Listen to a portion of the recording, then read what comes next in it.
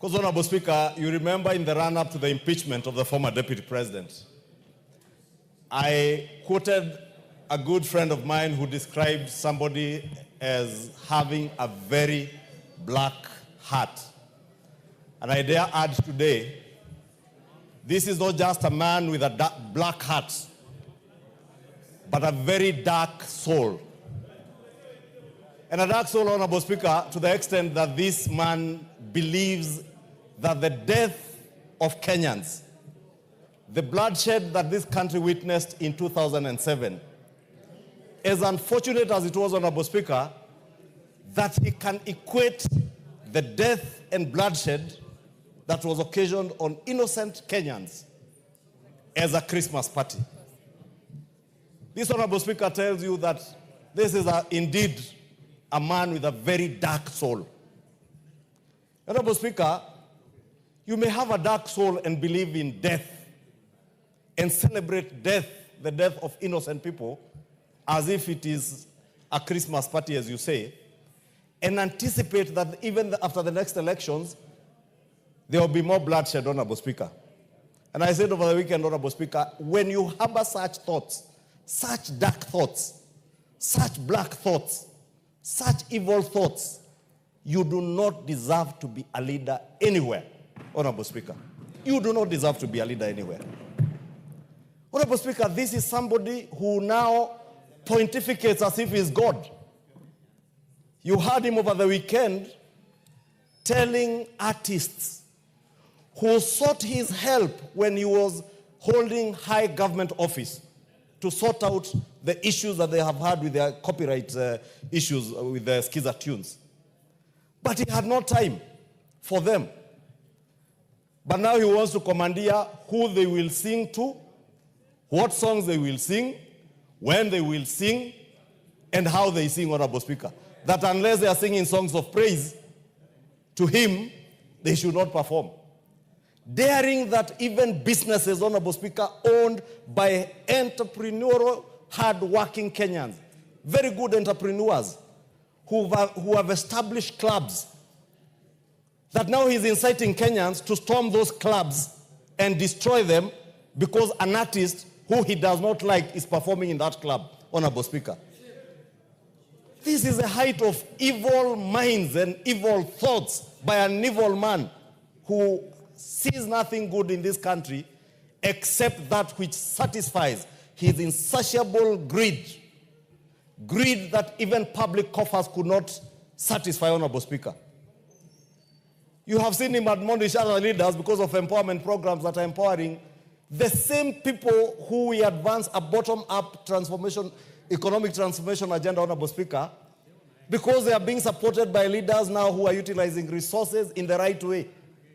But, Honorable Speaker, when you're in high office and you use public resources to acquire private resources, Honorable Speaker, even stealing from your own family. Honorable Speaker, if you find somebody who can steal from a widow and orphans, Honorable Speaker, these are things that were tabled here during the impeachment process. How he forged the will of his late brother, a hard-working former governor of Nyeri, disinherited the widows and the orphans of the family, and used his high office to intimidate and threaten that family not to speak, Honorable Speaker.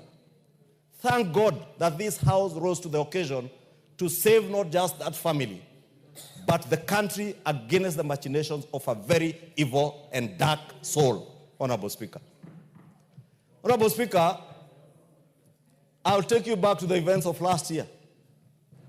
Kenyans will remember on the 25th of June, after what happened, Honorable Speaker, the kind of incitement they saw from the same person, because he believes in bloodshed, that unless people die, he cannot achieve his mission, Honorable Speaker.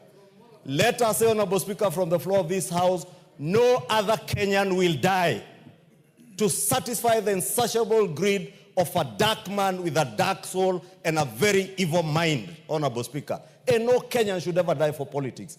I want to agree with Honorable Junet that when we said that never again We should never ever again entertain the politics of bloodshed in this country. The last elections, Honorable Speaker, vindicated the Kenyan people that the Kenyan people are a people who believe in one unitary nation. A nation that cannot be divided by the insatiable greed for power and material wealth of one man, Honorable Speaker.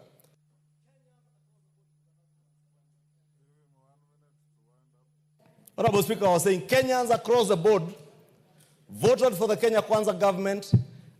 Many Kenyans voted for the Azimio coalition, irrespective of their ethnic background, Honorable Speaker.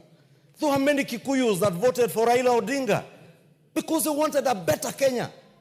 There are many Kikuyus, many Luos who voted for William Ruto because they believed he had an agenda for Kenya, Honorable Speaker. Yet now we see a man who wants to take this country back, not just to the politics of ethnic balkanization and ethnic mobilization, Honorable Speaker, but to the backward thoughts that is only through bloodshed and death that you can achieve what you want, Honorable Speaker. We must, in one accord as a House, not just condemn, but ask the government of the Republic of Kenya, and more so the Inspector General of Police. I know he hails from Madera also. But he must apply the law without fear or favor, Honorable Speaker. I saw in the news last night, Honorable Speaker, them saying that the lawyer has written to NCIC. NCIC did not summon a lawyer. They summoned a person who is not above the law. And the law must take its due course.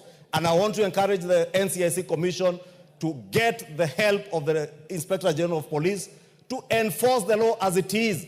When you are summoned by NCIC, a constitutional commission, to answer to charges leveled against you, you must appear. And if you don't appear, Honorable Speaker, action must be taken. Otherwise, if we take that route, Honorable Speaker, what will stop anybody tomorrow from inciting Kenyans on the basis of ethnicity or whatever you like to kill and slaughter each other, Honorable Speaker, with abandon? The law must take its course, and nobody, Honorable Speaker, is above the law. And I want to repeat, nobody is above the law in this country, Honorable Speaker.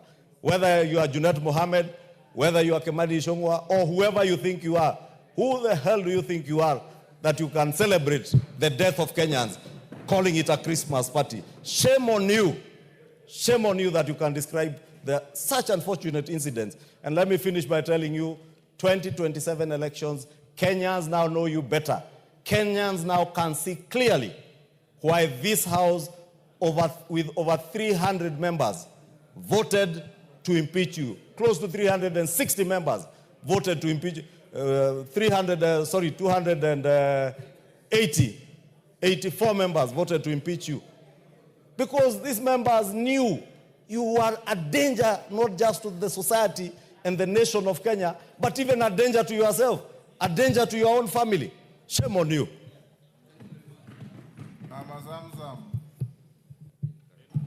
Asante sana Mheshimiwa Spika, na mimi niweze kumsupport ndugu yangu Muhammad Junet kwa kuweza kusema kuwa Kenya ni yetu sisi sote. Mheshimiwa Spika, inasikitisha